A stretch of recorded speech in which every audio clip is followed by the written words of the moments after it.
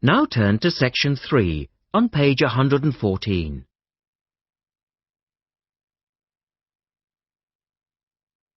Test 5, Section 3. In this section, you will hear an interview with a wildlife specialist called Alison Sharp talking about bears. In the first part of the discussion, they are talking about the history of the bear. First, look at questions 21 to 23.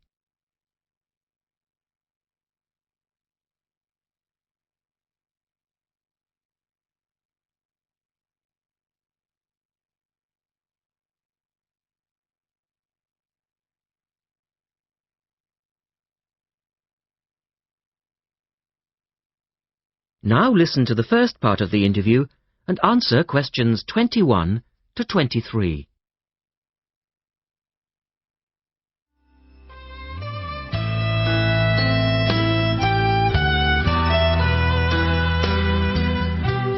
Alison Sharp has spent much of her life researching bears, and in particular, bears in danger of extinction.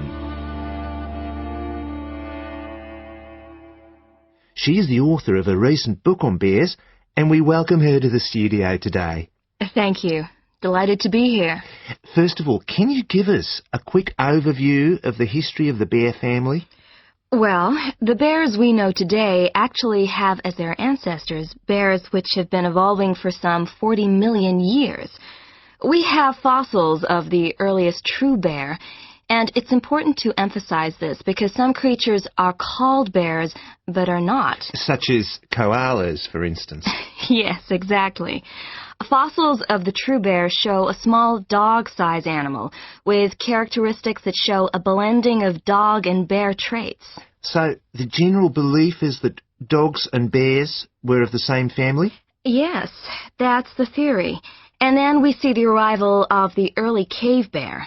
We know from cave drawings that Neanderthal man used to worship this bear, and at the same time fear it. Understandable, perhaps. Yes, but they need not have worried because the cave bear only ate plants.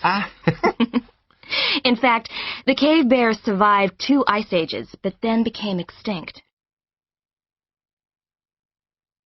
In the second part of the interview, Alison talks more about the situation of bears today. Look at questions 24 to 30 first.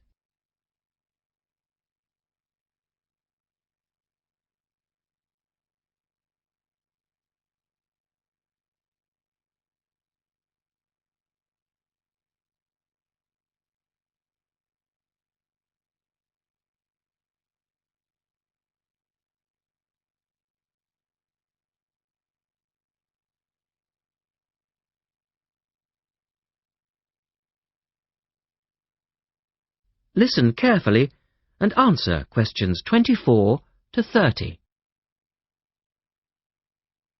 So, how many bears can we find today? And are any of them in danger of extinction? Well, I'll answer your first question first. There are 8 species of bear in all, among them the American black bear and the brown bear, from which evolved the newest species of bear, the polar bear. So, how old is the polar bear? Oh, he's a relative newcomer, just 20,000 years old.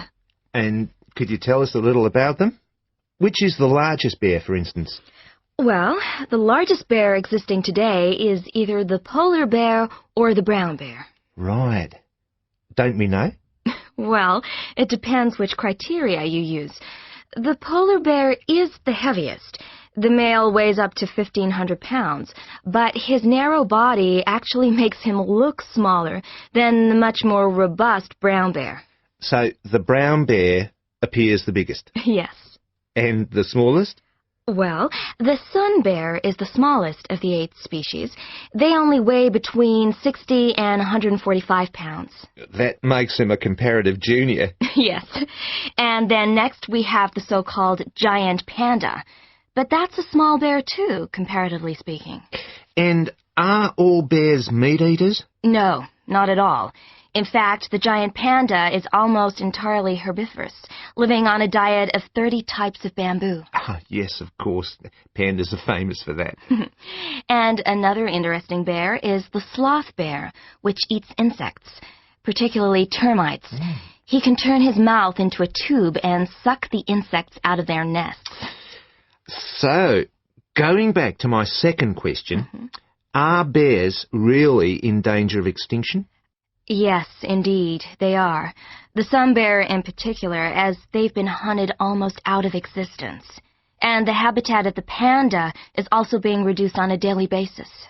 Can anything be done to reduce the threat to these endangered species? I know, for instance, that it's very hard to breed bears in captivity. Yes. Well, I think that by raising people's awareness generally, we can reduce conflict between humans and animals, to stop the slaughter in parts of the world where bears are still hunted, supposedly in self-defense or to protect livestock, but often quite unnecessarily. And we can also encourage governments to preserve the natural environment of the bear, rather than allow the areas where they live to be systematically destroyed in the name of progress. Yes, of course. And in addition to these global efforts, all profits from the sale of my book will go toward the United Nations Bear Protection Program. That's wonderful. And with the news coming up, thank you for your time, Alison, and best of luck with the book. Thank you very much. That is the end of section 3. You now have half a minute to check your answers.